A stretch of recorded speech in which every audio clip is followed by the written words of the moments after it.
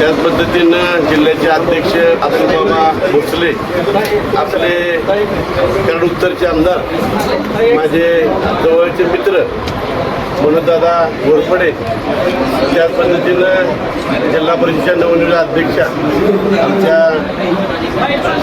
शिंदेताई प्रियाताई शिंदे आणि सर्व भारतीय जनता पार्टी प्रेम करणारे सर्व प्रमुख कार्यकर्ते, माझे जिल्हा परिषदचे भारतीय जनता पार्टीचे ज्यांनी या विजयात सहभाग घेतला ते सर्व सदस्य यांच्या वतीनं मला जिल्हा परिषदेचा उपाध्यक्ष म्हणून भाऊसाहेब महाराजांची इच्छा होती ती आज खऱ्या अर्थानं पूर्ण झाली आणि उपाध्यक्ष म्हणून संधी मिळाली.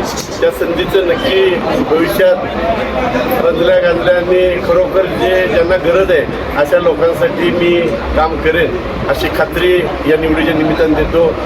फक्त ही निवड सर्वांना विनंती करतो की महाराष्ट्र राज्याचे माजी उपमुख्यमंत्री अजितदादा पवार यांचं नुकतंच अपघाती निधन झालं आहे. त्यामुळे सर्वांना विनंती करणार आहे की आपण बुके, फुलं, आपला शाली न आणता फक्त शालेय साहित्य येताना भेटायला घेऊन तर बलं होईल. इथून पुढं आजपासून बुके, फुलं, हारतुरं मी स्वीकारणार नाही. आपल्या सर्वांना नम्र विनंती आहे की आपण सर्वांनी कृपया माझ्या विनंतीला मान देऊन शाल आणि फुलं आणू नयेत, बुके आणण्याची एवढी विनंती करतो.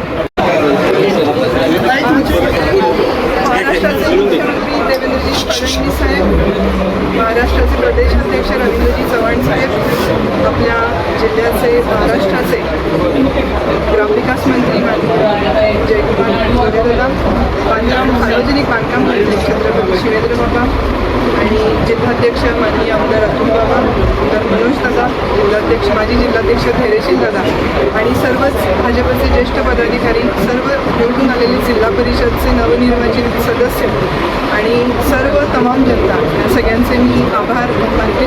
धन्यवाद.